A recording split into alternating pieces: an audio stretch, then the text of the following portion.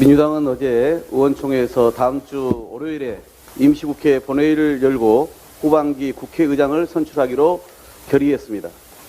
좀 더 인내심을 갖고 여당의 성의 있는 답변을 기다려보기로 한 것입니다.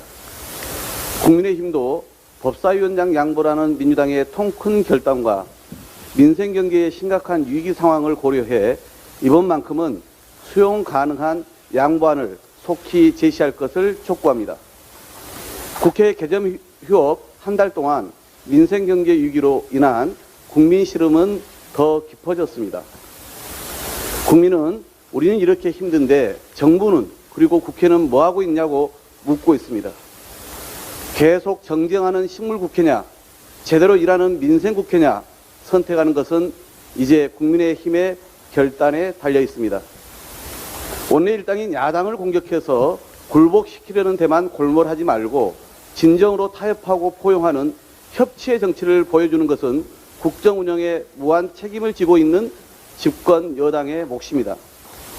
이 상식적 선택마저 어렵다면 최소한 입법부 수장에 장기 공백이라도 없도록 국회의장만큼은 우선 선출해서 시급한 민생 경제에 대응해야 하지 않겠습니까? 거듭 말씀드리지만 국회법 제14조와 18조에 의거하여 후반기 의장을 선출하는 것은 그 어떤 절차적 하자도 없다는 것을 분명히 밝혀둡니다. 그럼에도 우리는 마지막 순간까지 여당이 전향적인 양반을 갖고 국회 정상화의 길로 들어서길 인내하며 기다리겠습니다. 오늘 우리 당 민생우선 실천단은 가산 디지털 단지의 한 구내 식당을 찾아 고물가로 인한 직장인들의 어려움을 듣고 대안을 제시하고자 합니다. 소비자 물가가 6%대에 가까워지자 직장인들이 점심 밥값이라도 아끼자며 도시락을 싸거나 편의점에서 한 끼를 때운다고 합니다.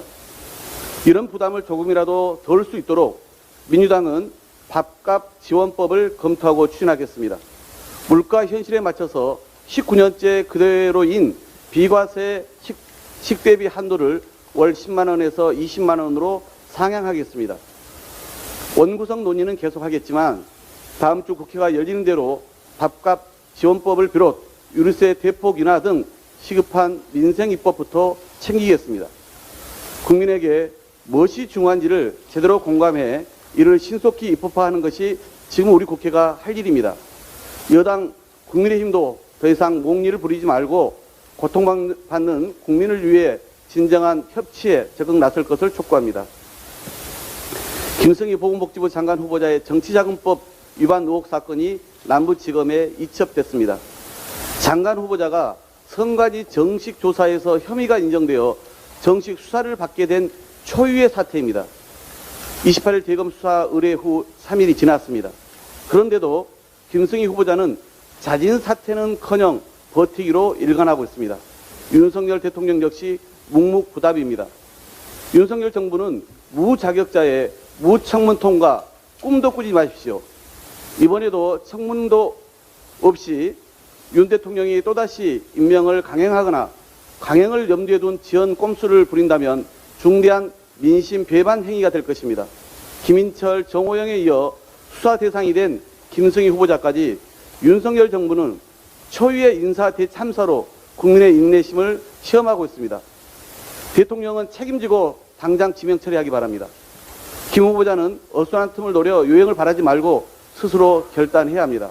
아울러 한 차례 낙마도 부족해 범죄 혐의자까지 추천한 윤석열 정부의 인사라인 전반에 대한 대대적인 문책과 시스템 정비를 촉구합니다.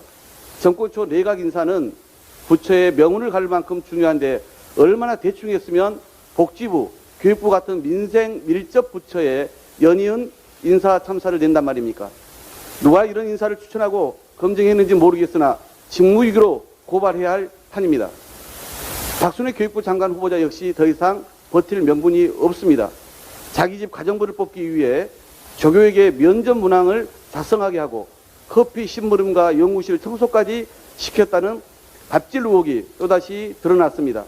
애초에 교단에 발붙일 자격도 없는 인사입니다. 윤석열 대통령은 능력주의 운운할 게 아니라 눈 감고도 보이는 내각 인사의 하자와 불법부터 제대로 걸러내기 바랍니다. 하루속히 국민께 사과하고 지명을 처리하는 것이 국민에 대한 최소한의 도리일 것입니다. 이상입니다.